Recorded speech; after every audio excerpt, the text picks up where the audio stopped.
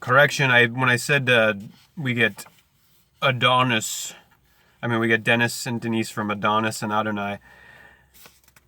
Not directly out in etymology. The direct link of Denise and Dennis is the god of the wine, Dionysus. But this is obviously tied in with the whole thing with Dionysus, Dennis, Adonis, Adonai. These are all names of just different names of the DNA, Demeter, Earth God, Gaia, God. Green, the jolly green giant, Jupiter Zeus, Horus, god of dual relations. It's one of the things I haven't mentioned when you look at the direct definition of Horus on etymonline.com. It's the god of dual relations, the one and the two. The light, which is the truth that refracts and divides the divine and becomes what? The alpha that becomes the beta, which is the shadow, the D, bi and the die, the two of death and deception. Death and deception in the bricks down here for the servants. Dim, dumb down. No matter how much of these you have. If you're not part of the Fed, above the government, which is what this is, this light of the Luciferian illuminated luminous luminaries of Luna and illusion, then you're in the dark. See, this whole allegory is really about psychology, the allegory of Plato's cave, and that ties in, it goes right to what we're going to read today from God by Deepak Chopra. The second chapter, Soc-Ra-Tes, Know Thyself. Socrates is where all of Platonic philosophy comes from. 300 BC, put to death for exposing the cave operation. Look at the publishers here. Harper One, look at the symbol. Illumination, you see the H, eighth letter, the heights. Oct, Ober, the holy hole, heaven to hell, head to heel.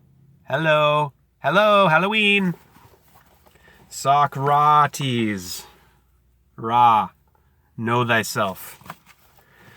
This is 30 pages, this part of the book, so I'm only going to be able to do the beginning of it today. We'll continue with it. We'll later on, we'll do the whole thing. In it for the long haul, y'all. Till the bitter end. Come hell or high water. And the high water is a-coming, no question. Rise in sea levels. The high water's coming. Make no mistake. Get ready. Brace yourselves. Brace yourselves. What if I killed a man, Socrates, right now, just supposing? Even a barbarian like you has limits. You think I'm joking? But what would happen to me? Look around us. Nobody's watching.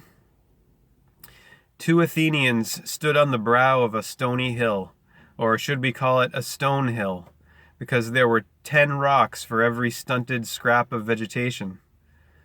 The taller man, Alcibiades, was lean and restless. He shaded his eyes from the withering noon glare. The shorter one, Soc-Ra-Tes, crouched on his haunches to rest his legs. You've made a mistake. Someone is always watching. Who, the gods? That's a joke. I do what I can to amuse you, said Socrates mildly. No one as ugly as you could be amusing. Alcibiades licked his dry lips and took a swig from a water skin.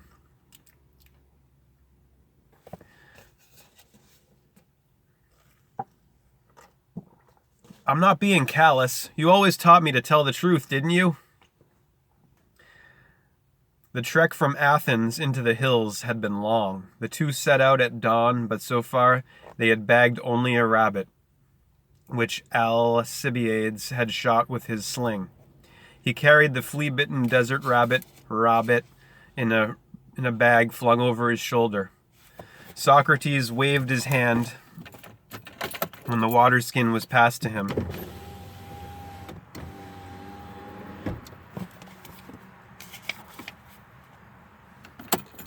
"I worry about you," he muttered. Soc-Ra-Tes had a gnarled, sun-baked body with a flat, snub-nosed face, like that of a satyr painted on the side of a vase. He was much older than his lean, tall friend, who could have been his son. "Do you know why?" he asked. "Why what?" "I worry about you." Alcibiades wasn't listening. Down below, a trail wended its way through a narrow ravine. The dirt track barely squeezed between high walls of nubbly limestone worn into a cleft by an ancient stream that once flowed there. It didn't flow anymore. Phoebus Apollo had drunk it dry, or if you traffic in impiety, the sun had dried it up. When travelers wanted to pass through the cleft, their shoulders touched the walls on either side. Alcibiades became animated. "If I was a bandit, that's where I'd hide. The perfect ambush." He pointed to a narrow ledge where two men could lie in wait. It was visible from above, but hidden from the sight of unsuspecting traders and farmers going to market down below. "You are a bandit," said Soc-Ra-Tes, "a proven stealer of hearts. You're ruthless." Alcibiades smirked. "I have a right to my spoils. I'm a soldier for the state. Anyway, you've never given your heart to anyone, much less had it stolen. You pretend to love, but it's just a game." "You play at your own game," said Soc-Ra-Tes. "You act like you're immortal, and that game is fatal." They bantered easily and quietly in such a way that you knew after a while they couldn't be father and son. The younger one was too casual in his insolence, the older one too fond in his gruffness, the way that even a lenient father wouldn't be. Neither one had had a lenient father when they were boys, which may explain why they drew together. That or something more mysterious and probably unsavory. Malicious tongues in the city voiced their opinion on that score, but we will get to lechery later. Suddenly, Alcibiades took a running start down the hill as if he had spotted some prey. "Forget all that, follow me," he shouted. The two men scrambled down the slope, heading for the narrow ledge. Alcibiades couldn't be argued out of it or distracted by banter. His blood was up. They would crouch in their hiding place as long as it took before a victim passed beneath them. Then Alcibiades would pounce. At that moment, and only then, would Soc-Ra-Tes know if his companion was in a sporting mood or meant to do violence. The going was steep and slippery, dry twigs and scree scattered under their sandals. Their faces were matted with dust and sweat. Alcibiades, a trained runner, didn't look back to see if Soc-Ra-Tes needed help. Wasn't the old man famous for his toughness? In his soldiering days, during the battle at Potidæa in the north, Soc-Ra-Tes stood guard on a cold midnight wearing only a light cloak, yet without a shiver. He was already almost 40. On campaigns where every free male was expected to carry a shield, it was reported that he could stand in place all night, never once stamping his feet or rubbing his arms against the chill. Rabbits mistook him for a tree and nibbled the grass around his feet. When he was younger and even more impudent, Alcibiades had asked him his secret. "Do you have thicker skin than the rest of us, like a boar's hide?" "I didn't move because I was thinking," Soc-Ra-Tes replied. "I think too," laughed the youth. "I think I'd be smart enough to keep warm." "So I'm told. You mostly keep warm under a blanket with a girl whose name you only learn in the morning." Which was true. Athens was filled at night with the shrill sound of the olos, the twin pipes that wandering girls played as they went through the streets signaling that they were available. Alcibiades was known to open his father's doors and let an olos girl come in from the cold.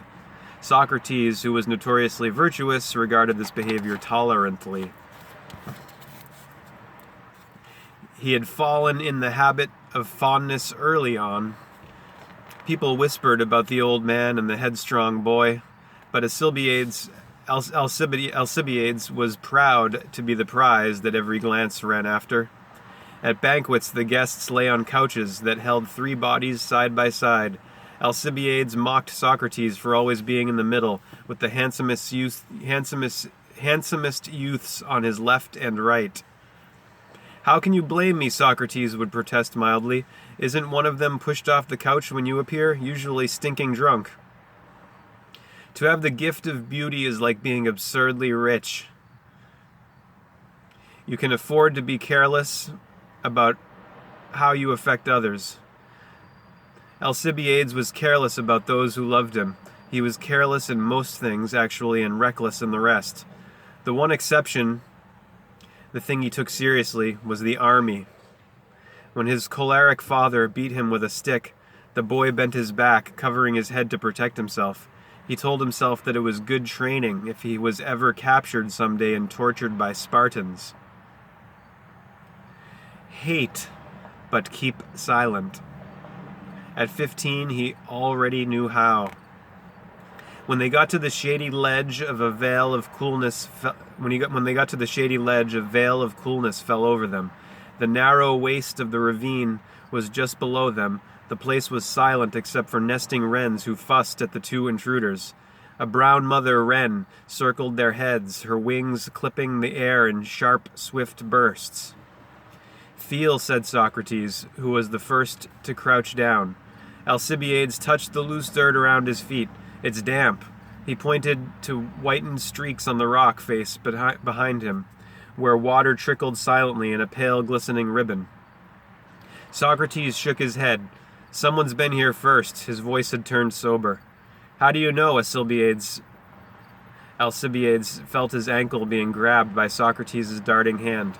"Don't move, you'll crush it," whispered Socrates. Did he mean a snake? Prized for healing, small snakes sought the cool at noon, especially in this place dripping with water. Socrates loosened his grip.